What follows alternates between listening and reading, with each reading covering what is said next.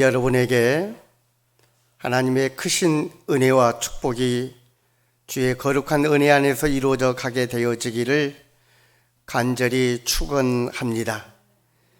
이 복되고 귀한 축복의 시간에 우리에게 주시는 하나님의 말씀은 누가복음 1장 26절로 38절의 말씀을 통해 한 여인을 택하여 은혜를 주셨습니다 라고 하는 제목으로 말씀을 나누게 되어질 때에 귀한 은혜가 넘쳐나게 되어지기를 간절히 원합니다. 하나님은 온 인류와 천하 만민에게 복을 주시려고 아브라함을 택하시고 이스라엘을 부르셨습니다.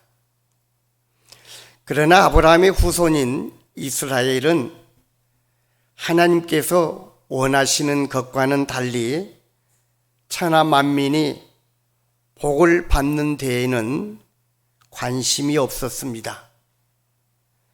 자기들이 택하는 선민이라고 하는 생각에만 사로잡혀서 하나님의 구원을 이루지 못했습니다. 율법이라고 하는 참으로 귀하고 복된 하나님의 말씀을 주셨는데도 그들은 그 율법을 구원의 축복의 도구로 삼지 못하고 율법에 얽매여 율법의 종이 되어 버리고 말았습니다. 그래서 하나님께서는 최종적으로 당신의 독생자를 보내셔서 세상을 구원하시기로 작정하신 것입니다.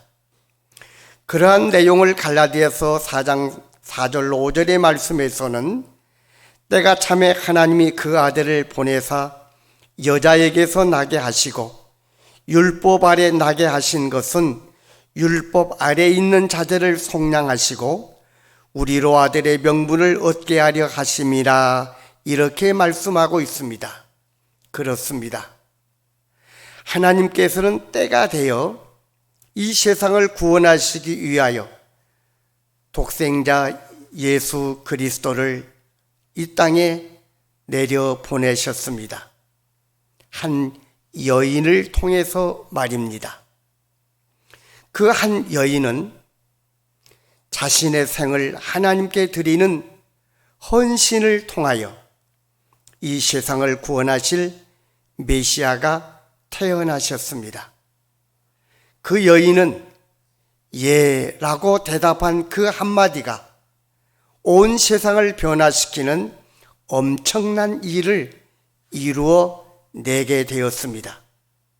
그 여인이 바로 예수님의 어머니인 마리아입니다. 왜 하나님께서는 세상에 수많은 여인들이 있었는데 마리아를 택하셨을까요? 어쩌면 아무 모양도 없는 커다란 바위 속에서 천사의 모습을 발견하고 그 천사를 그 큰 바위 속에서 조각으로 꺼냈던 다빈치와 같이 하나님께서는 그 시골의 처녀인 마리아에게서 메시아의 어머니가 되어질 만한 아름다운 신앙을 보셨기 때문입니다. 오늘 우리에게 주시는 본문의 이야기에서 우리는 메시아가 될 만한 이 어머니가 될 만한 아름다운 믿음의 여인이었던 마리아의 여수를 우리가 엿볼 수가 있습니다. 마리아는 갈릴리 나사렛이라고 하는 동네에 살고 있는 참 이름 없는 시골 처녀였습니다. 당시 갈릴리는 이스라엘의 많은 마을들 중에서 가장 천대받고 소외받는 사람들이 모여서 살고 있는 지역이었습니다. 그런데도 하나님께서는 나사렛 촌 동네에 살고 있는 그 시골 처녀 마리아에게 천사 가브리엘을 보내셔서 그분으로 예수님의 어머니가 되게 하셨습니다. 하나님께서는 마리아를 선택하신 이유를 설명하는 말이 하나 있습니다. 그건 은혜라라고 하는 말입니다. 마리아를 선택하신 것은 전적으로 하나님의 은혜입니다. 그리고 마리아는 그 하나님의 은혜를 받을 만한 마음과 신앙심을 가지고 있었던 여인이었습니다. 오늘 말씀 30절 말씀에도 보면 천사가 일러 가로되 마리아여 무서워 말라 네가 하나님께 은혜를 입었느니라 그렇습니다. 마리아를 향하여 네가 하나님의 은혜를 얻었다라고 말합니다. 이 말은 단순히 하나님 편에서 마리아에게 일방적으로 은혜를 베푸셨다는 것만을 뜻하는 건 아닙니다. 마리아도 하나님의 은혜를 늘 사모하였고 그 은혜를 간청하였던 삶을 살았습니다. 마리아는 하나님의 은혜를 간절히 사모했고 누구보다도 하나님을 사랑하는 여인이었었던 것입니다. 어쩌면 이스라엘 땅 그 어디를 가서도 마리아만한 하나님의 은혜를 사모하는 하나님을 사랑하는 여인이 없었던 것 같습니다. 그래서 하나님께서는 마리아를 택하셔서 예수님을 잉태하게 하셨던 것입니다. 여러분, 우리는 여기에서 한번 생각해 보고 가십시다. 하나님은 누구에게 은혜를 주시고 누구를 사랑하실까요? 우리가 하나님의 은혜를 깊이 체험하고 하나님의 사랑을 듬뿍 받을 수 있는 그 방법이 있다면 그 방법은 무엇일까요? 그건 하나님의 은혜를 늘 사모하고 하나님을 마음 깊이에서 사랑하시는 것, 바로 이것이 하나님의 은혜를 체험하고 하나님의 은혜 가운데 거하는 삶을 살아가고 있는 자입니다. 잠언 8장 17절 말씀에 보면 나를 사랑하는 자들이 나의 사랑을 입으며 나를 간절히 찾는 자가 나를 만날 것이라, 이런 말씀이 있습니다. 하나님을 사랑하는 자가, 하나님을 간절히 찾는 자가 결국에는 하나님을 만날 것이라고 하는 것, 이건 당연한 이야기입니다. 나는 하나님을 사랑하지도 아니하면서 하나님은 왜 나를 사랑하지 아니하는지, 왜 하나님은 나를 기억하지 아니하는지, 왜 하나님은 나에게 은혜를 베풀지 아니하는지 이렇게 생각하고 원하고 있다면 그것처럼 모순된 것은 없을 것입니다. 마리아는 하나님을 지극히 사랑하는 여인이었습니다. 하나님의 은혜를 간절히 사모하고 살아가고 있는 여인이었습니다. 그래서 세상을 구하실 메시아를 잉태하는 축복의 여인이 결국에는 되었던 것입니다. 여러분, 마리아처럼 하나님을 사랑하시기를 바랍니다. 입술로만 사랑한다라고 하는 것이 아니라 마음속 깊은 곳에서, 내 온 몸의 모든 삶 속에서 하나님의 은혜를 사모하고 하나님을 사랑하는 그 마음이 우리 몸에 깊이 물들어 있어서 그 하나님의 특별한 사랑 가운데에 우리가 하나님의 은혜를 머금고 그 안에 거하게 되어진다면 이번 성탄절에 이 땅에 찾아오시는 예수님을 우리는 분명하게 만나게 되어질 것입니다. 하나님을 사랑하고 하나님의 은혜를 사모하는 마리아에게 천사 가브리엘은 찾아와 주셨습니다. 우리는 그 모습에서 마리아가 얼마나 하나님을 사랑했는지, 하나님도 내가 저 여인을 찾아가서 만나야 되겠다라고 하는 그 모습이 보였기에 그는 하나님을 만날 수가 있었고, 하나님은 그에게 찾아와 이 은혜를 베풀어 주셨을 것입니다. 그의 믿음의 아름다운 신앙은 말씀의 순종함에서 드러났습니다. 천사가 마리아에게 네가 잉태하여 아들을 낳을 것인데 그분의 아들이요 이 땅에 하나님께서 보내신 메시아다, 그렇게 말하여 주셨을 때에 마리아는 이렇게 말합니다. 나는 사내를 알지 못하니 어찌 이 일이 있으리이까? 그런 일이 어떻게 가능한지를 알고 싶습니다, 이 말이잖아요. 그러자 천사가 마리아의 생각을 알고 이렇게 대답해 줍니다. 성령이 네게 임하시고 지극히 높으신 이의 능력이 너를 덮으시리니 네가 잉태한 것은 성령으로 된 것이라 라는 말씀입니다. 사람의 방법이 아닌 하나님의 방법으로 이루어진다는 것입니다. 천사는 성령이 임하시고 하나님께서 능력을 베푸시면 불가능한 것이 없다는 것을 가르쳐 주셨습니다. 그럼에도 마리아는 주의 계집종이여니 말씀대로 내게 이루어지이다 대답했습니다.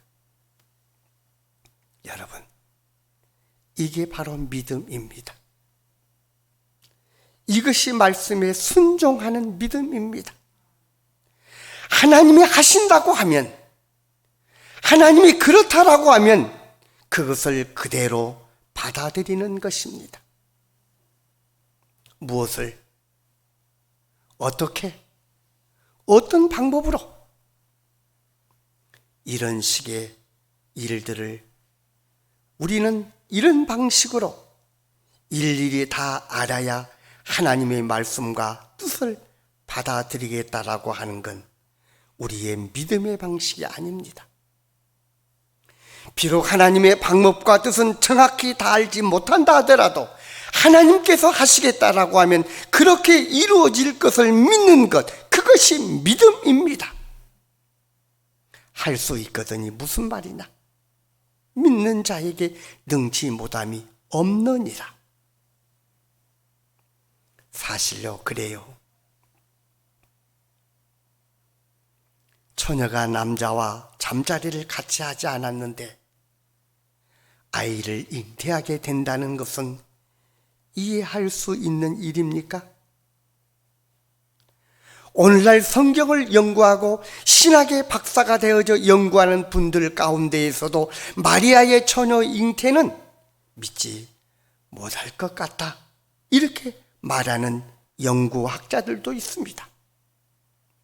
그런데 지금으로부터 2000년 전에 나사렛 시골 처녀가 남자와 잠자리를 하지 않았는데도 아이를 가지게 될 것이라고 하는 말을 쉽게 받아들일 수가 있었겠습니까? 이게 바로 축복의 선택이었습니다. 이게 바로 하나님으로부터 선택받게 되어지는 아주 소중한 믿음의 시작이었습니다. 축복은 이렇게 말씀에 순종함으로부터 시작이 되어집니다. 마리아는 하나님께서 하시겠다, 그러니까 말도 안 되는 상황인 것 같지만 무조건 더 이상 묻지도 따지지도 않고 믿음으로 받아들였습니다. 그게 바로 마리아의 신앙입니다. 성탄의 계절에 마리아의 어머니인, 예수님의 어머니인 이 마리아를 여러분 생각하시고 여러분의 신앙도 이 예수님의 어머니인 마리아의 신앙으로 변화되어져 가기를 원합니다.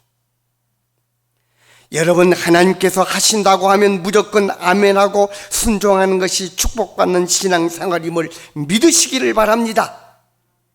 하나님께서 하시는 일에 우리가 일일이 그 방법과 수단을 먼저 가르쳐 주십시오. 어떻게 하시려고 그러십니까? 그런 방법이 있습니까? 그건 안 됩니다. 다 알 수 있는 그것이 아니지 않습니까?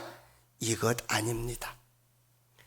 어떤 분들은 신앙생활을 한다고 하면서 자신의 머리로 이해되어지는 것만 믿는다고 하는 사람이 있습니다. 그래서 열심히 하나님 앞에 예배를 드리고 있고 열심히 하나님의 말씀을 받아들이고 있으면서도 그 중에서 자기의 이해의 상식으로 이해되어질 수 있는 것만을 받아들이고 있습니다. 그건 정확히 말하면 신앙이 아닙니다. 이해되지 않는다 하더라도 하나님께서 하신다 그러면 무조건 믿고 따르는 것이 신앙이라는 것입니다. 사실 우리가 날마다 성경을 읽고 있습니다.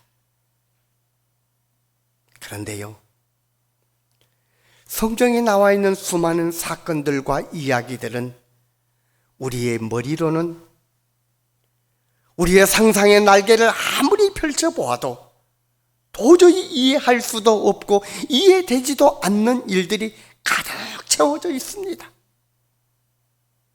거기에서 내가 이해되어지고 긍정적인 것만을 믿으겠습니까?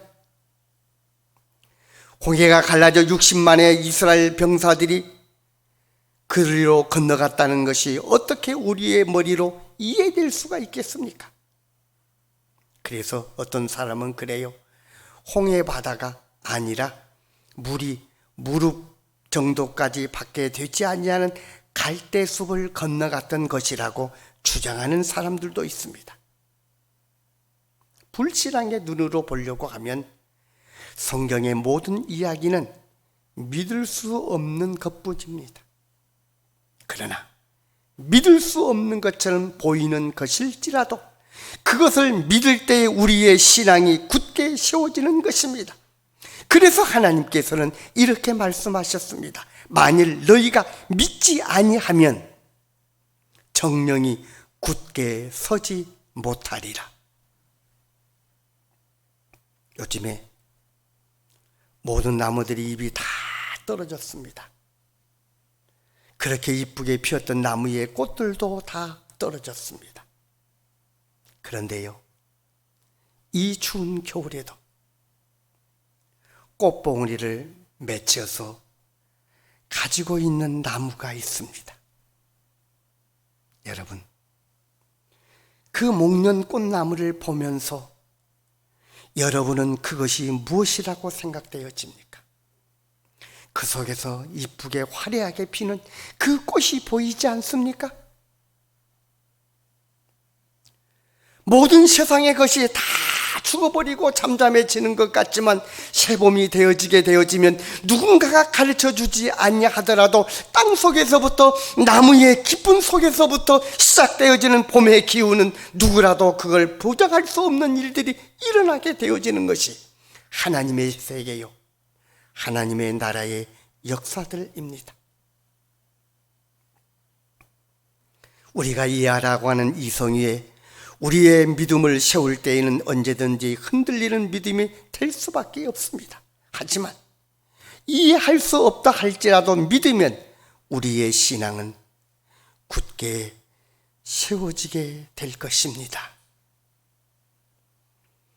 하나님의 사랑하심을 잊고 성도님이라고 부름을 받고 있는 여러분, 바라기는 이번 성탄절에는 우리 모두의 마음이 마리아처럼 아름답고 귀한 신앙의 자리가 되셔서 믿음의 확고한 마음, 순종한 마음으로 우리 가운데 오시기를 원하시는 아기 예수, 우리 주님을 영접하시고 어렵고 힘든 세상 속에서도 늘 기쁨을 잃지 않고 주님과 함께 믿음으로 승리하며 살아가는 우리 모두가 되어져 갈 수 있기를 간절히 바랍니다. 자비로우신 아버지 하나님, 우리 하나님은 모든 사람들이 기억할 수 없는 저 시골,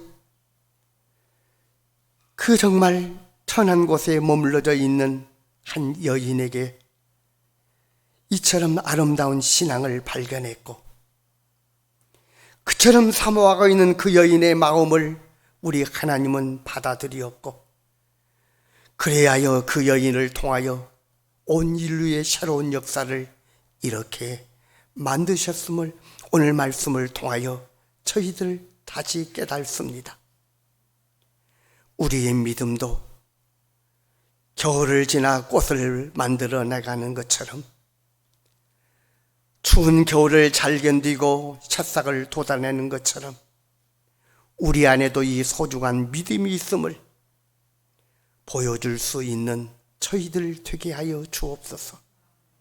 하나님이 우리를 바라보게 되어질 때 네 안에 감추어져 있는, 네 안에 머물러져 있는 간절한 그 믿음을 예수님의 어머니인 마리아에게서 발견한 것처럼 오늘 이 시대에 예수님을 간절히 사모하고 있는 이 시간 우리들의 마음속에서도 발견되어질 수 있도록 우리의 귀한 믿음이 주님 안에서 세워져 가게 하여 주시옵소서. 그리하여 돌아오는 성탄을 맞이하여 오신 주님을 기쁨으로 맞이하며 그 기쁨을 맞이하여 주님께서 우리의 믿음을 인정하고 주시는 축복을 받아 누리는 저희들 되게 하여 주옵소서. 주님 예수님의 이름으로 기도하옵나이다. 아멘.